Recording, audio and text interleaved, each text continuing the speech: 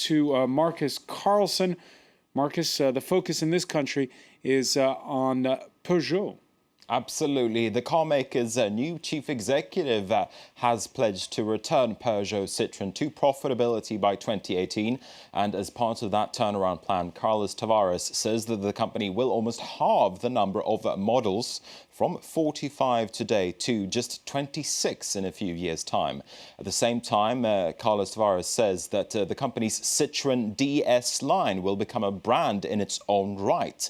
But the stock market seemed to be giving the plan a thumbs down, at least initially. We've seen Peugeot Citroën shares losing more than 6% during Monday's session. OK, speaking of the stock markets, let's take a closer look at how that news played into the trading today here in Paris. And we saw the European stock market indices actually trading higher at the end of the closing at the end of the session. We saw European shares go in and out of negative territory throughout much of Monday.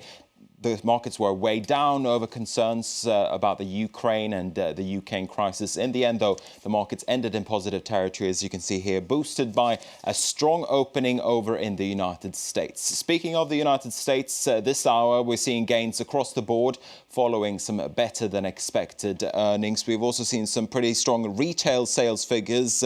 Retail sales, they were up 1.1% in March, which was much better than expected after a pretty well, should we call it a slow winter? And that is why we're seeing stocks over on Wall Street trading higher to this extent. The Dow Jones Industrial Average is currently up 0.8%. The markets are also being boosted by some pretty good-looking corporate earnings. And if we take a closer look at what's boosting the market stateside, shares in Citigroup have been soaring higher after the lender reported better than expected earnings.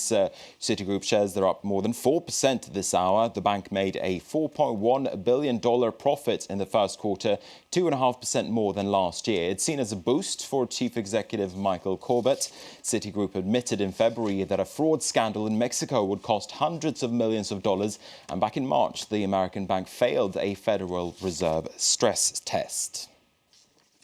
Meanwhile, shares in GlaxoSmithKline came under pressure in London following a BBC report that the company is facing corruption charges in Poland. Polish prosecutors say that they're looking into a case in which a foreign firm bribed doctors to prescribe its medication. 13 doctors have been charged so far in Poland with accepting bribes. GlaxoSmithKline says it's cooperating with investigators.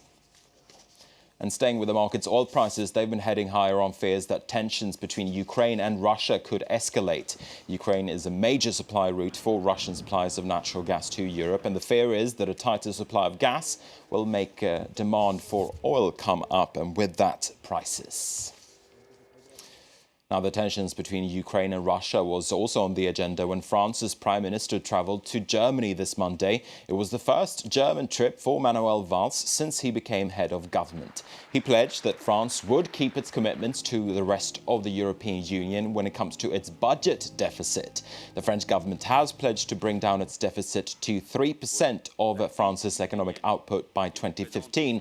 Valls has previously indicated that he wants to renegotiate the pace of that deficit reduction, which has sparked criticism and concern in Brussels as well as Berlin. Let's listen in now to Valls' message as he travelled to Germany. France is a country which sticks to its commitments, and as Finance Minister Michel Sapin confirmed today, we will respect all commitments because France's word and France's credibility are at stake here. Nobody can question France's credibility. Okay, that was Manuel Valls speaking there on his first trip to Germany. We've got another few bits and bobs to tell you about before I leave you. The World Trade Organization says that global trade is accelerating and will grow by 4.7% this year. That's slightly higher than a previous forecast from the WTO, but it is still underneath a long-time average.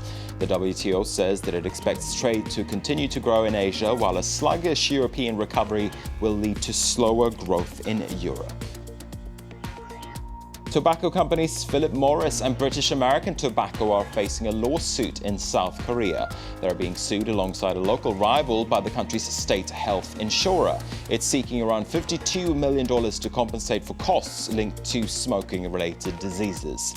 The potential costs seem to be relatively small, though, for the global tobacco companies, but analysts say it could become a test case that could lead to additional lawsuits elsewhere. And here's a story that we're keeping an eye on for you this Monday. The Abu Dhabi-based airline Etihad is getting closer to taking a stake in the troubled Italian carrier Alitalia. Italian newspapers are reporting that a deal could be unveiled soon. Etihad is reportedly mulling a stake between 40 and 49% in loss-making Alitalia. Okay, that is, of course, a story that we'll keep an eye on. For now, though, I'm going to hand it back to you, Francois, for the rest of the news. All right, many thanks for that, Marcus Carlson. Time for sports. Let's say hello to Dan Levy. Hello.